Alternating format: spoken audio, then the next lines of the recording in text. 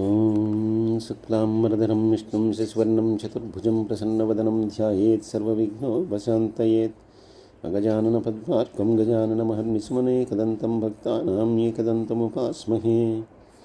గురుర్బ్రహ్మ గురుర్విష్ణు గురుర్దేవో మహేశ్వరః గురుర్సాక్షాత్ పరం బ్రహ్మ తస్మై శ్రీ గురవే నమః. ఈ ప్రేరణకు కారణమైనటువంటి గురుదేవులు బ్రహ్మశ్రీ చాగంటి కోటేశ్వరరావు గారి పాదపద్మాలకు భక్తిపూర్వకంగా నమస్కరిస్తున్నాను.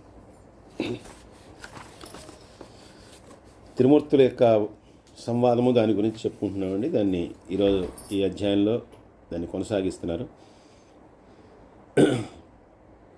విష్ణుమూర్తి సాక్షాత్తు పరమేశ్వరుడితో చెప్పాట, నువ్వు నేను సమానం కాబట్టి నువ్వు నాకు పూజ్యుడివి, నేను నీకు పూజ్యుడిని.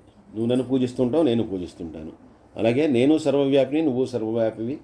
అలాగే నువ్వు సర్వాత్మకుడువు, నేను సర్వాత్మకుడును. కాబట్టి నీకు నాకు భేదం అనేటటువంటిది ఏమీ లేదు. వేదాంగాలు ఎవరైతే అభ్యసించారో అటువంటి వాళ్ళందరికీ ఇది స్పష్టంగా తెలుసు. నారదుడు నీ మహిమను గురించి చెప్పటం వల్ల నేను నీ అనుగ్రహానికై తపస్సు చేశాను. నిన్ను దర్శించాలనుకున్నాను. నువ్వు ఆ నారదుడిని అనుగ్రహించావు, నన్ను అనుగ్రహించావు. అప్పుడు నేను స్తుతించాను కూడా.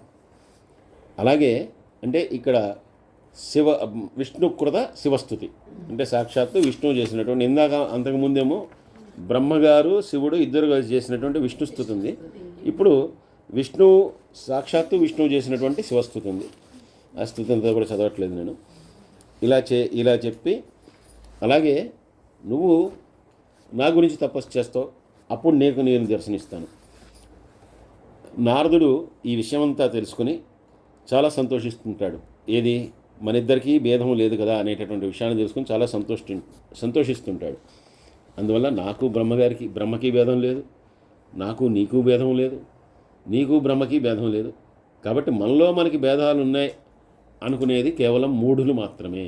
మూర్ఖులు, ఏమీ తెలియనటువంటి వాళ్ళు అనుకుంటారు. అటువంటి వాళ్ళు నరకంలో పడి అనేకమైనటువంటి పాపాలని వాళ్ళు అనుభవిస్తారు. మన ముగ్గురి మధ్య భేదం ఉందనుకునేటువంటి వాడు పాపాలను అనుభవించాల్సిందే, వాడు ఎప్పటికీ కూడా క్షమించబడ్డు అని చెప్పి అప్పటిదాకా వీళ్ళిద్దరికీ కూడా అక్కడ గోచరమైనటువంటి కల్పించినటువంటి ఆయన అదృశ్యం అయిపోయాట. విష్ణువు వెళ్ళిపోయిన తర్వాత ఈ రకంగా విష్ణువు వీళ్ళిద్దరిని కూడా శాంతపరిచి, అంటే బ్రహ్మగారిని శివుణ్ణి వీళ్ళిద్దరిని కూడా శాంతపరిచి, అయ్యా భేదం లేదని తెలిసింది కదా, ఇక మీరు కూడా మీ నివాసాలకు మీరు వెళ్ళిపోండి అని చెప్పి పంపించేసిన తర్వాత వాళ్ళిద్దరు కూడా వాళ్ళ నివాసాలకి, అంటే ఒకళ్ళు కైలాసానికి, ఒకళ్ళు సత్యలోకానికి ఈ రకంగా వెళ్ళిపోయారట.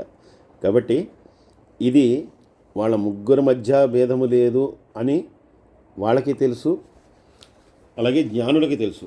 కానీ ఇదంతా ఎందుకు జరిగిందంటే కేవలం మూర్ఖులు ఎవరైతే ఉంటారో వాళ్ళందరూ కూడా వేరు అని చెప్పి కొట్టుకుని తెచ్చే మనుషులు ఎవరైతే ఉంటారో వాళ్ళ కోసం చెప్పబడింది అని మాత్రమే దీన్ని గ్రహించండి. అంతేగాని వాళ్ళ ముగ్గురులో భేదాలు ఉండవు, వాళ్ళు ముగ్గురు ఎప్పుడు కూడా వాదన పడరు.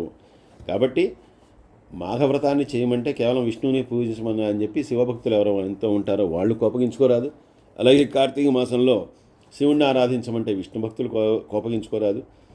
ఎవరికి చేసినా కూడా ఫలితం అనేటటువంటిది ఒకటే. కాబట్టి మాఘమాసంలో ఆ వ్రతాన్ని ఆచరించి చక్కగా ఇహపరలోకాల్లో వాళ్ళు సుఖించాలి. అంతేగాని అక్కడ శివుడు గొప్ప, విష్ణువు గొప్ప, బ్రహ్మగారు గొప్ప అనేటటువంటి దాన్ని ఆలోచించకూడదు.